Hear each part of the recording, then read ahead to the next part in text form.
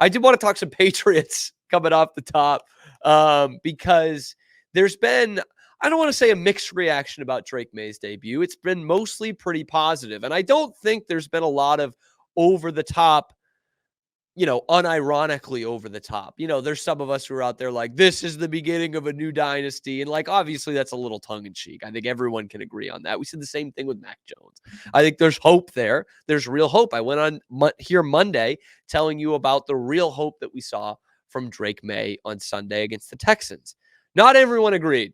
And I'll give you two guesses as to what show doesn't agree, but you'll only need one because the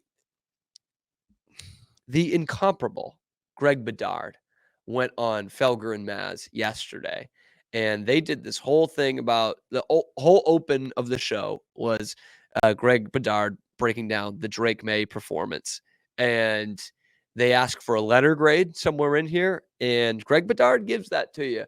But here is Felger and Mazz with Bedard breaking down what they saw from Drake Maye in his first NFL start. Hey guys. Good, you. Hello. How do you feel about that sentiment? We let Drake Maye down. Boy, we're going to start with that, huh? Yeah, let's start with it. Okay. So I heard it, and it bothered me in the aftermath, and I couldn't figure out why.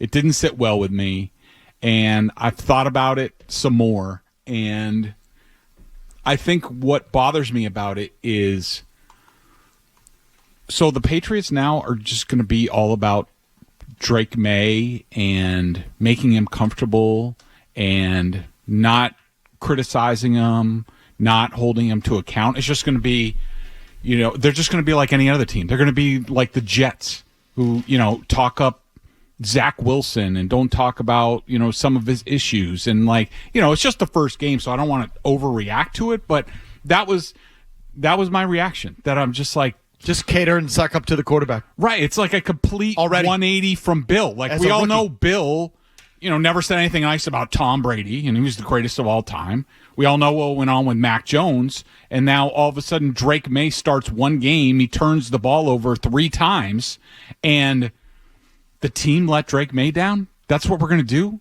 to start? This is the way it's going to go? So, look, again, I don't want to overreact. It's just one game. I will. But that's how it made me feel. Yeah, well, so it's like, it's just, from 0 to 60, as a rookie who's done nothing, all of a sudden it's, we are secondary to this guy. And anything that goes wrong is not his fault, it's our fault. It's already started. Yep. He hasn't even done anything.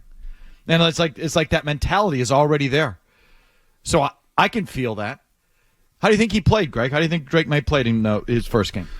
I would say, look, and I will readily admit, I am not a curve guy. I am not a factor in the Texans and the spot. I just grade each play in terms of, could he have done something different? Was it a good throw? Was it a good decision? Did he hold on to the ball too long? I don't look at any external factors. You are truly unbiased. I that's what I try to do.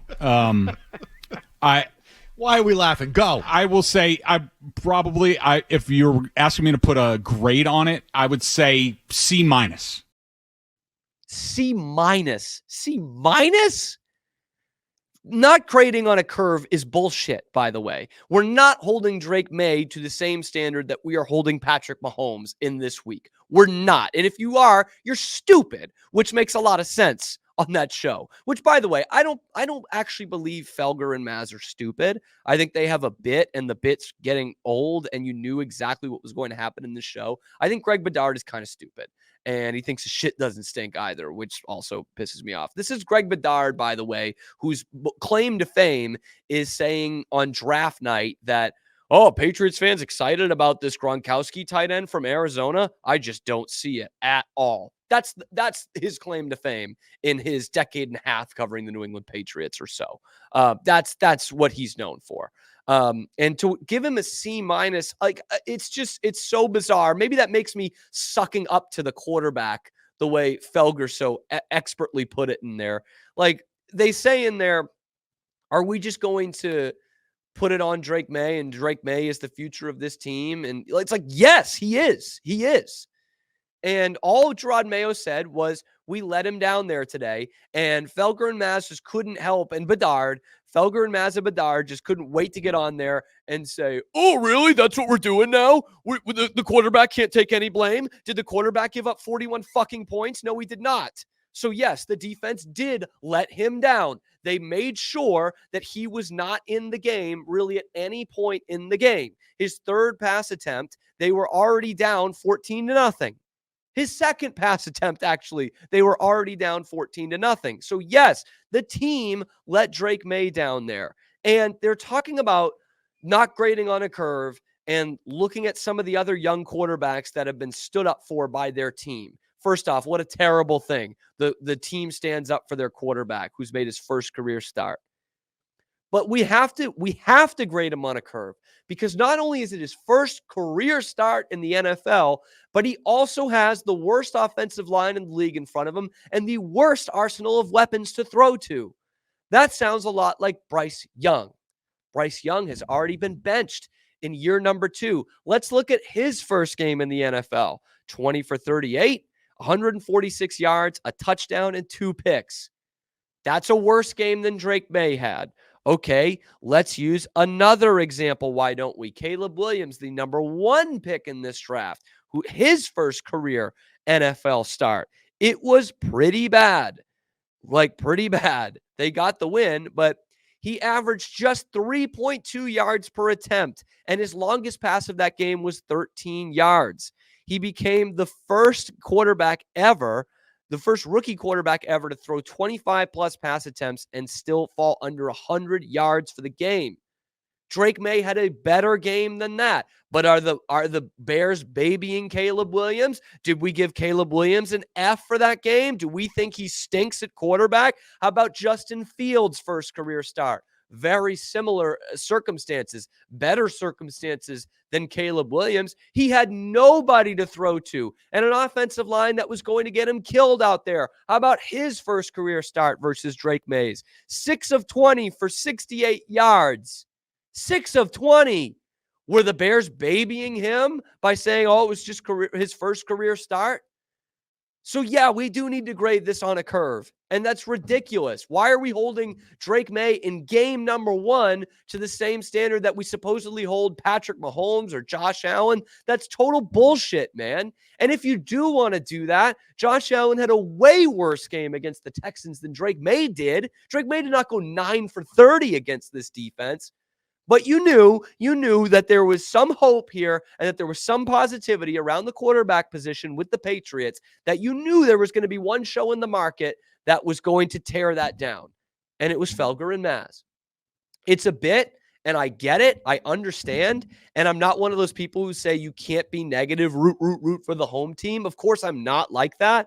But you just knew that because there was some positivity around this team, Felger and Mazz and Bedard would say, oh, no, it wasn't that good. And you're stupid if you think it was that good. What are we talking about here? It's like you just knew that they were finding a way.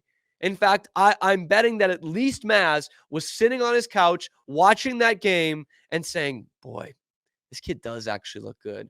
There is some hope here for the future. But what can I find so that I'm not like every other show in the market, that I'm not saying he was good? What do I need to do there? Where everyone else zigs, they zag. And I get it. And and a lot of times it works. It gets people talking about it. But like fucking just appreciate something. God damn it, man.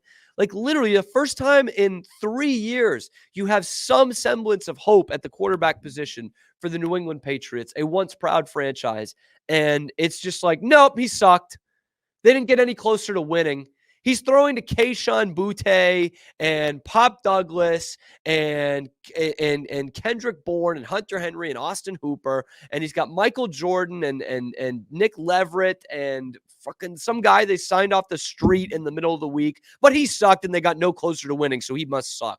Like, what are we doing here? What are we doing here? And then you can't say that the rest of the team sucks all year, which we've all said the whole team really sucks, and then say, well, the rookie quarterback didn't get them any closer to winning. and I'm not going to grade on a curve, and we can't say that the defense let him down. Why not? They did let him down. But I don't know. That's just what you're going to hear from that show and from Greg Bedard, who, again, had the great takes such as, why would you be excited about Rob Gronkowski? You didn't turn out to be anything, Greg, and just made up that story. By the way, I didn't watch Hernandez last night. I got to watch that later. But Bedard is the one who also just made up that story about Aaron Hernandez pissing on a car in Indianapolis when the combine was going on, and Aaron Hernandez was like his second or third year in the league, just happened to be at the combine for some reason. That's a thing that current players go to, by the way. And Bedard told this story about how Hernandez was drunk outside a bar, pissing on a car, and that Bedard needed to pull him aside and be like, hey, you need to grow up, man. Boy, I hope you got a role in the show because of that, Greg. I know that's what you were aiming for all those years ago. Oh, yeah, I tried to fix him out. I tried to straighten him out. Fucking weirdo. Yeah, but good thing you didn't grade on a curve. So he is held to the same standards that Patrick Mahomes and Josh Allen and Jalen Hurts are. And so because of that, he gets a C-. Can you just like appreciate that it was a good game for a kid making his first career start? Golly, we're already getting started. That doesn't make you like a good sports town. That makes the whole show a bit. And the bit is getting old. It's acting, and at this point, it's bad acting. I thought Drake Maye was good. Does he get an A+? No. But with the circumstances that he was in, and I will grade on a curve, with the worst weapons in the league and without his starting running back and a defense that is in free fall against one of the best defenses in all of football, he did pretty darn well. Yeah, I think he got a passing grade. I think he gets better than a C+.